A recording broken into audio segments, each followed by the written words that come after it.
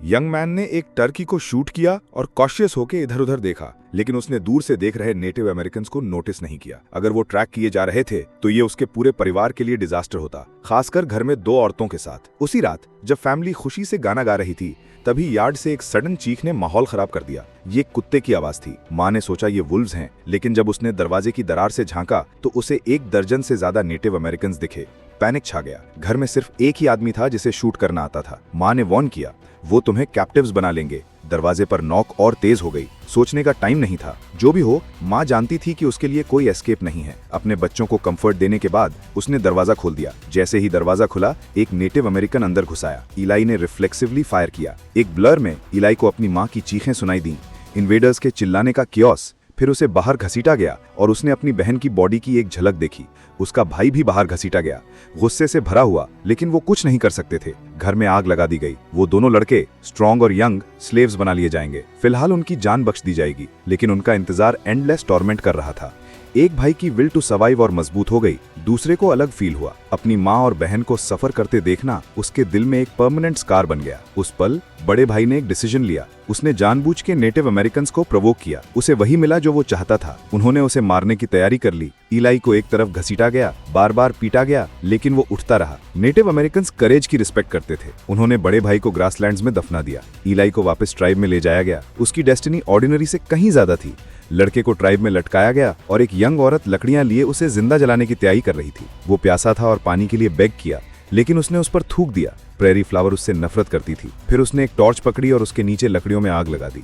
Tribe ने chair करना शुरू कर दिया। जैसे ही इलाई स्ट्रगल करने लगा, लेकिन उसके रेजिस्टेंस ने उन्हें और एक्साइट किया। जैसे जैसे आग बढ़ी, टोशावे नाम का एक आदमी बीच में आया। वो और बर्दाश्त नहीं कर पा रहा था। टोशावे ने आग बुझाई और इलाई को बचाया, लेकिन दूसरों ने उसे तुरंत पीट दिया। उसके बाद इलाई को औरतों के साथ स्लेव के तौर पर काम करने के लिए मजबूर किया गया। प्रेरी फ्लावर को उसकी हर बात अनोइंग लगती थी। उसे लगातार यूजलेस कहकर मॉकिंग करती थी और जरा सी गलती पर पीटती थी। इलाई को बहुत रॉन्ग्ड फील हुआ, लेकिन उसने हिम्मत नहीं की फाइट बैक करने की। एक दिन काम करते हुए वो आदमियों को देखने में डिस्ट्रैक्ट हो गया। प्रेरी फ्लावर ने ये देखा और एक स्विच के साथ उसके पास आई, उसे एक और बीटिंग दी। देर रात ह्यूमिलिएटेड और एंग्री इलाई ने एक घोड़ा चुराने और एस्केप करने की कोशिश की, लेकिन टोशावे ने उसे पकड़ लिया।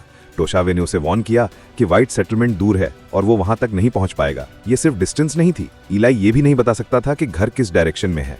उसने कहा कि वो स्लेव होने से बेहतर मरना पसंद करेगा, लेकिन टोशावे ने उसे बताया कि मरने से बेहतर जिंदा रहना है। टाइम गुजरा। इलाई ट्राइब में काफी टाइम से था और आखिरकार उसने जानवरों को प्रॉपर्ली स्किन करना सीख लिया था, लेकिन प्रेरी फ्लावर उसे पनिश करने के बहाने ढूंढती रहती थी। इस बार टोशावे के वर्ड्स याद करके इलाई ने ये बर्दाश्त करने से मना कर दिया। उसने उसकी स्विच को हवा में ही पकड़ लिया, उसे नीचे पिन कर दिया, लेकिन स्ट्राइक बैक नहीं किया। उसके बाद उसे आखिरकार मर्दों के सर्कल में वेलकम किया गया। उसी रात प्रेरी फ्लावर चुपके से उसके टेंट में घुस गई और उसके ऊपर चढ़ गई। वो कॉन्कर्ड हो चुकी थी और सब कुछ नेचुरली हुआ। उसके बाद ट्राइब ने इलाई को एक्सेप्ट करना शुरू कर दिया। टोशावे ने उसे हंट करना सिखाना शुरू कर दिया। ये कोमांचे का जीने का तरीका था। दूसरों को डेमोन्स्ट्रेट करते देखने के बाद इलाई को लगा वो रेडी है, लेकिन वो घोड़े से गिरता रहा, जिसे अभी भी दूसरों ने पकड़ा हुआ था। सब हंसे, क्योंकि वो सबसे कमजोर था। उसे हमेशा गेम को वापस कैंप ले जाना पड़ता था। वो इस लड़की से प्यार करता था, लेकिन पब्लिक में वो अफेक्शन दिखाने की हिम्मत नहीं करते थे। इलाई असल में कोमांचे नहीं था। सिर्फ रात में ही प्रेरी फ्लावर चुपके से उसके टेंट में आ सकती थी। वो उनका सीक्रेट टाइम था साथ में, लेकिन ये ज्यादा दिन नहीं चला। चार्जेस दी एनिमी ने पहले ही प्रपोज कर दिया था। एक बार जब वो डाउरी के तौर पर 50 घोड़े जमा कर लेता, तो प्रेरी फ्लावर इलाई की नहीं रहती। इलाई को कोमांचे के तौर पर रिकॉग्नाइज होने के लिए और ज्यादा हार्डवर्क करना पड़ा, और ये भी इंश्योर करना पड़ा कि चार्जेस दी एनिमी को पता न चले। एक रात प्रेरी फ्लावर इलाई के टेंट से निकली, अनअवेयर के चार्जेस दी एनिमी ने उसे देख लिया था।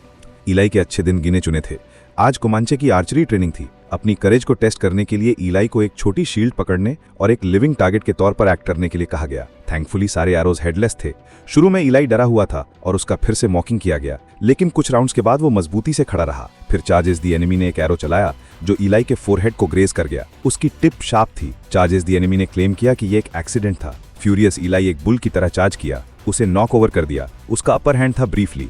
फिर ज्यादा मजबूत आदमी ने उसे पिन कर दिया। चार्जेस दी एनिमी ने उसे स्ट्रैंगल करना शुरू कर दिया, लेकिन टोशावे फिर से बीच में आया और उसे खींच लिया। जैसे ही टोशावे चला गया, इलाई ने पूछा, मैं कोमांचे कब बनूंगा? टोशावे सिर्फ मुस्कुराया और कुछ नहीं बोला। बफलोज के झुंड को स्लॉटर किया गया, लेकिन सिर्फ उनकी हाइड्स ही ली गईं। असली टारगेट शायद नेटिव अमेरिकन खुद थे।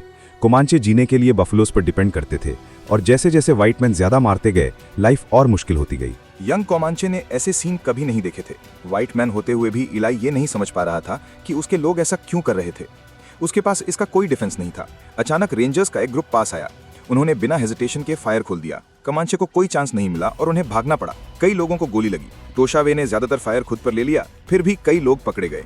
कमांचे ने मौत का सामना करने के लिए गाने गाए। हालांकि वो हेल्पलेस थे, व्हाइट मैन ने कोई मर्सी नहीं दिखाई। इसी बीच इलाई को एक कमांचे आदमी मिला जिसकी टांग टूट गई थी और वो खून खांस रहा था।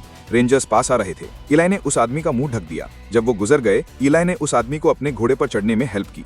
अपने गिरे हुए घोड़े को देखकर आदमी ने इलाई से उसका दुख खत्म करने को कहा। इलाई ने घोड़े को मार दिया। कॉशियस होकर वो रात होते होते कैंप लौट आए, लेकिन वो आदमी बच नहीं पाया। इलाई डेवस्टेटेड था। कोई बफलो नहीं होने और सप्लाईज कम होने की वजह से ट्राइब को स्टारवेशन का सामना करना पड़ा। चीफ ने बफलो के साथ उत्तर जाने का प्रपोजल दिया, सेटलमेंट को छोड़कर, लेकिन चार्जेस दी एनिमी दूसरे ट्राइब्स पर रेड करके ज्यादा तेजी से घोड़े जमा करना चाहता था। बड़े डिसीजंस पर वोट किया गया। कोई भी अपना घर छोड़ना नहीं चाहता था। टोशावे को कॉम्प्रोमाइज करना पड़ा। उनका टारगेट टोंकावा ने व्हाइट्स के साथ हाथ मिला लिया था और उनके पास गन्स और हॉर्सेस थे। लेकिन जब वो पहुंचे, टोंकावा कैंप डरावना शांत था। कोई भी जिंदा नहीं था। वो स्मॉल पॉक्स से मर गए थे, जो व्हाइट सपोर्ट की वजह से आया था। गड्ढों में जली हुई बॉडीज दिखा रही थी कि उन्होंने रेजिस्ट करने की कोशिश की थी। स्मॉल पॉक्स ट्राइब्स के लिए डेडली था। टच मतलब मौत। टोशावे सही था। उसने इलाई को अकेले इन्वेस्टिगेट करने के लिए भेजा। व्हाइट्स के पास वैक्सीन्स थी। इलाई इन्फेक्ट नहीं होता। एक कैबिन के बाहर एक आदमी बैठा था। जैसे ही इलाई पास आया, वो उठा, पानी के लिए बेग करने लगा। इलाई ने उसे अपनी कैंटीन से पानी पिलाया। ताकत वापस आने पर उस आदमी ने हॉरिबल ट्रुथ बताई। स्मॉल पॉक्स व्हाइट मैन द्वारा दिए गए ब्लैंकेट से आया था। इलाई कमांचे नहीं है ये जानकर उस आदमी के मन में एक सिनिस्टर आइडिया आया। उसने इलाई से वो ब्लैंकेट्स कमांचे के पास वापस लाने को कहा।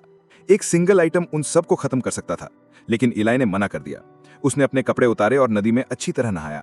खाली हाथ लौटने पर चार्जेस दी एनिमी ने उसका मॉकिंग किया और फाइट करने की कोशिश की, लेकिन टोशावे ने उसे रोक दिया। यहाँ तक कि प्रेरी फ्लावर भी नहीं समझ पाए कि वो खाना क्यों नहीं लाया था। इलाई ने कहा, मैं जो भी लाता वो तुम्हें मार डालता। प्रेरी फ्लावर ने जवाब दिया, खाने के बिना हम वैसे भी मर जाएंगे। वो नहीं समझ पाई कि स्मॉल पॉक्स कितनी तेजी से मारेगा। कुछ दिन बाद इलाई ने बफलो हंटर्स का एक ग्रुप देखा। वो हाइड्स उतार रहे थे और सिर्फ प्राइम मीट खा रहे थे। भूखे कमांचे की तुलना में ये एक इम्पॉसिबल कॉन्ट्रास्ट था। इलाई अचानक पेड़ों के बाहर भागा, हेल्प के लिए चिल्लाते हुए। हंटर्स ने उस गरीब व्हाइट बॉय को देखा। उसने क्लेम किया कि उसे इंडियंस ने एनस्लेव कर लिया था और रेस्क्यू के लिए बेग किया। उन्होंने उसकी बात मानी और काम खत्म होने के बाद उसे घर ले जाने का प्रॉमिस किया। इलाई को अचानक अपने डिसीजन पर डाउट हुआ। इससे पहले कि हंटर्स रिएक्ट कर पाते, हवा में एरोज उड़े। हंटर्स गिर गए। कमांचे अंदर घुस आए। हालांकि हंटर्स के पास गन्स थी। सरप्राइज अटैक ने उन्हें टाइम नहीं दिया। व्हाइट्स द्वारा बफलोस का रेकलेस स्लॉटर कमांचे को ब्रिंग तक ले आया था। उनके पास रेड करने के अलावा कोई चॉइस नहीं थी। आखिरी हंटर के नॉकआउट होने के बाद चार्जेस दी एनिमी ने स्पॉइल्स की इन्वेंट्री का ऑर्डर दिया। अचानक एक औरत टेंट से बाहर भागी। एस्केप करने की कोशिश में उसे नीचे गिरा दिया। उसने उसे जल्दी से पकड़ा और जमीन पर पिन कर दिया। इलाई ने देखा, उसके साथी व्हाइट्स अब वो सह रहे थे जो उसने कभी सहा था। गिल्ट उसे खाए जा रहा था। ट्राइब की औरतों और बच्चों ने स्पॉइल्स का सेलिब्रेशन किया। सर्वाइवल के लिए किसी ने सवाल नहीं किया कि वो कहां से आए थे। व्हाइट औरत को चार्जेस दी एनिमी के फ्यूचर फादर इन लॉ के गिफ्ट के तौर पर दिया गया। बूढ़ा आदमी डिलाइटेड था और अब मैरिज को पूरी तरह सपोर्ट कर रहा था। लेकिन प्रेरी फ्लावर इलाई से प्यार करती थी। इलाई के लिए टाइम कम हो रहा था, फिर भी गिल्ट उस पर हावी था। कैप्चर्ड हंटर्स को म्यूटिलेट किया गया। लिम्स हटा दिए गए। बॉडीज को जमीन पर नेल कर दिया गया। कमांचे के पास प्रिजनर्स को मारे बिना टॉर्चर करने के तरीके थे। वो औरत इंग्रेड अगले 60 साल तक इलाई के फेट से बंधी रहेगी। ये उसकी दूसरी बार कैप्चर होने की थी। एपेचेस से बफलो हंटर्स द्वारा रेस्क्यूड होकर उसे लगा था कि फ्रीडम पास है, लेकिन इलाई अनजाने में कमांचे को उस तक ले आया था। वो इस बात के लिए उससे नफरत करती थी। हंटर्स की चीखें सुनकर इलाई फोकस नहीं कर पा रहा था। उसने अपना सर साफ करने के लिए नदी की तरफ चला, लेकिन वो चीखें उसे हॉन्ट करती रही। यहाँ तक कि प्रेरी फ्लावर जब उसके टेंट में वापस आई, उसे कुछ फील नहीं हुआ। तो उसने उसे एक स्टोरी सुनाई। उनका भी शिकार किया गया था। उसकी बहन को उन्हीं लोगों ने मार दिया था, सिर्फ जमीन के लिए। इलाई फिर से चीखों से जागा। मौत अब एक लग्जरी थी। उसने हंटर की हेल्प करने का फैसला किया। उसने नदी के किनारे एक स्नेक को मारा और आदमी के मुंह में वेनम निचोड़ दिया। आदमी ने उसे कामली निगल लिया। मौत एक मर्सी थी। औरत ने अपने फेथ के पेंडेंट को किस किया और उसे स्ट्रीम में फेंक दिया। ट्राइब की स्लेव के तौर पर प्रेगनेंसी किसी भी दिन आ सकती थी। डिस्पेयर ने उसे कंज्यूम कर लिया। इंग्रिड ने एक डल नाइफ से अपनी लाइफ खत्म करने की करेज पाई। ये एगनाइजिंग था, लेकिन इससे रिलीज मिली। उसकी कॉन्शियसनेस फेड हो गई। जब वो जागी, इलाई उसकी केयर कर रहा था। वो बिटरली हंसी। वो अपनी लाइफ को भी कंट्रोल नहीं कर सकती थी। फ्रीडम की एक प्राइस होती है, शायद बस कुछ घोड़े या थोड़ा पैसा, लेकिन उनके पास कुछ नहीं था। होपलेसनेस ने फिर से हावी हो गई। उसने इलाई की तरफ देखा। एक मॉकिंग स्माइल के साथ वो समझ गई। हालांकि दोनों व्हाइट थे, उनकी फेट्स बिल्कुल अलग थी। एली को एक वॉरियर के तौर पे ऑनर किया गया। इंग्रिड चैरिटी की चीज से ज्यादा कुछ नहीं थी और अब प्रेरी फ्लावर भी एली से एंग्री थी। उसने उसे बताया कि इंग्रिड डाउरी का पार्ट थी। जब चार्जेस दी एनिमी हॉर्सेस जमा कर लेगा, प्रेरी फ्लावर अब उसकी नहीं रहेगी। लेकिन ये अकेली बैड न्यूज नहीं थी। टोशावे ने एली को बताया कि चार्जेस दी एनिमी ने हाल ही में कई हॉर्सेस को टेम किया था और उन्हें प्रेरी फ्लावर के फादर को गिफ्ट दिया था। सिर्फ एक ट्रू वॉरियर ही उसका हाथ जीतेगा।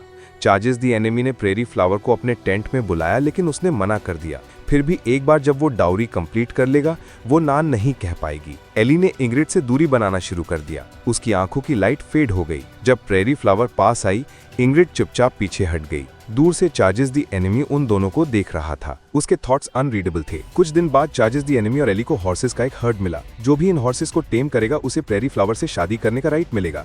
लेकिन चार्जेस दी एनिमी नहीं चाहता था कि एली को फेयर चांस मिले। उसने उसे क्लिफ से नीचे धकेल दिया। उसके लिए हॉर्सेस का मतलब था कि प्रेरी फ्लावर अब उसकी है। अगर वो फिर कभी एली के टेंट में आई तो उसकी नाक काट दी जाएगी।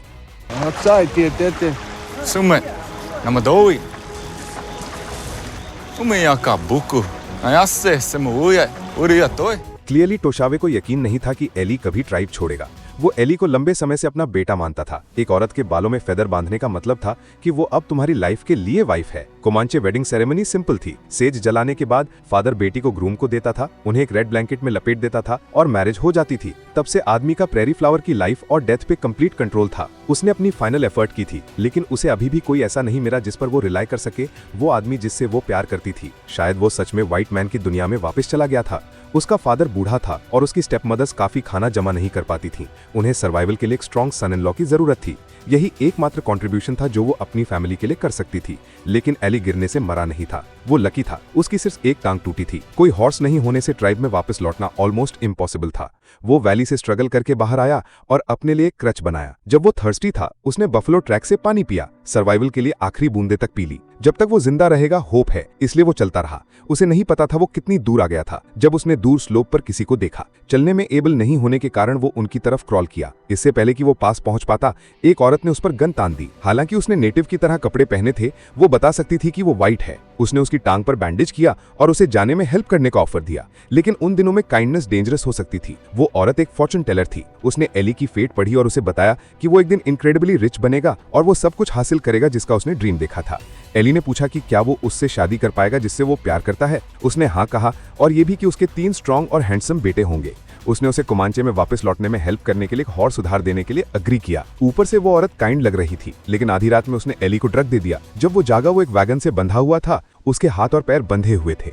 उस औरत ने अपने ट्रू कलर्स दिखाए। शुरू से ही उसने उसे एक स्लेव के तौर पर रिवॉर्ड के लिए बेचने का प्लान किया था। एली ने अपनी रोप्स को वैगन से रगड़ना शुरू किया, धीरे धीरे, लेकिन उसके पास टाइम था। ब्लेजिंग सन के नीचे उसने ट्रैफिकर को बताया कि वो हीट से मरने वाला है। औरत ने वैगन रोक दिया। आखिरकार एक डेड स्लेव ज्यादा कीमती नहीं होता। जैसे ही वो उसे ब्लैंकेट से ढकने की तैयारी कर रही थी, एली ने स्ट्राइक किया। वो पहले ही अपनी बाइंडिंग से आजाद हो चुका था। उसने उसकी गन पकड़ी, एक हॉर्स पर चढ़ा और जाने की तैयारी की। औरत जागी और उसे बेग किया कि वो उसे हॉर्स या गन छोड़ दे। जो उसने उसके साथ किया था वो पूरी तरह भूल चुकी थी। लेकिन एली के पास इसके लिए टाइम नहीं था। उसका दिमाग ज्यादा इंपॉर्टेंट चीजों पर सेट था। प्रेरी फ्लावर अभी भी उसका इंतजार कर रही थी। कुछ दिन बाद एली आखिरकार ट्राइब में वापस आया। उसे इंग्रिड एक छोटे स्ट्रीम के पास मिली। वो ऐसी लग रही थी जैसे उसने अभी होप देखी हो, लेकिन एली उसे लेने के लिए वहां नहीं था। वो समझ नहीं पाई, वो एस्केप कर सकता था तो वापस क्यों आया। एली ने कहा, ये मेरा घर है। इंग्रिड ये सुनकर फ्यूरियस हो गई। किसी ने उसके वापस आने की उम्मीद नहीं की थी। टोशावे ने भी नहीं, जिसने उसे एक प्राउड फादर की तरह देखा। प्रेरी फ्लावर ऑलरेडी मैरिड थी। एली अब उसके पास नहीं जा सकता था। 2 लोग जो एक दूसरे से प्यार करते थे, फिर भी साथ नहीं रह सकते थे। दोनों अब फेट के प्रिजनर्स थे। एली खाली हाथ गया था, लेकिन एक गन और एक हॉर्स के साथ वापस आया। एल्डर्स ने अग्री किया। एली ने कोमांचे होने का राइट अर्न कर लिया था। उनमें से एक के तौर पे उसे चार्जेस दी एनिमी की प्रेरी फ्लावर से मैरिज का रिस्पेक्ट करना था। जहां तक चार्जेस दी एनिमी के एली को मारने के अटेम्प्ट की बात है, क्योंकि एली उस टाइम स्लेव था, टोशावे ने कॉम्पेंसेशन में 4 हॉर्सेस की डिमांड की। एली इस बात को नहीं भूला कि वो सिर्फ 4 हॉर्सेस के लायक था, जबकि टोशावे खुशी से हंसा। अचानक रेंजर्स का एक ग्रुप कोमांचे पे चार्ज किया। वो नेटिव स्कैल्प्स को ट्रॉफीज की तरह हंट करते थे, जैसे कोमांचे डियर को हंट करते थे। ट्राइब ने फाइट बैक किया। एली को चीफ ने शील्ड किया। इसी बीच में एक व्हाइट मैन ने चार्जेस दी एनिमी को पीछा किया, जिसे पहले ही वेस्ट में गोली लग चुकी थी। लेकिन उसे मारने के बजाय उस व्हाइट मैन ने उसके हर लिम्ब पर गोली चलाई, सैडिस्टिक प्लेजर का मजा लेते हुए। कितना पैथेटिक है कि सबसे महान कमांचे वॉरियर अब ऐसे किसी आदमी से ह्यूमिलिएट हो रहा था। कहा जाता था कि अपना स्कैल्प खोने का मतलब है कि तुम आफ्टर लाइफ में एंटर नहीं कर सकते। सोल्जर ने घायल वॉरियर को ठोकर मारी और उसे स्कैल्प करने की तैयारी की। चार्जेस द एनिमी रेजिस्ट करने के लिए बहुत वीक था। तभी एक एरो ने व्हाइट मैन के शरीर को छेद दिया। ईलाई ने दूसरा शॉट फायर किया। ईलाई ने अभी अभी उस आदमी को बचाया था जिसने उसे मारने की कोशिश की थी। कमांचे मौत से नहीं डरते थे, जिस चीज से वो डरते थे वो था स्कैल्प्ड होना। आखिरकार चार्जेस द एनिमी बच नहीं पाया। ईलाई फ्यूरियस था। उसने व्हाइट मैन को पकड़ा और उसका स्कैल्प नोच लिया। ये ईलाई का पहला स्कैल्प था और वो एक व्हाइट मैन का था। उसने कभी इमेजिन नहीं किया था कि वो एक दिन ऐसा कुछ करेगा। और ज्यादा व्हाइट सेटलर जमीन में आते गए और वो कभी रुकेंगे नहीं। कॉन्फ्लिक्ट सिर्फ बढ़ेगा एंडलेसली।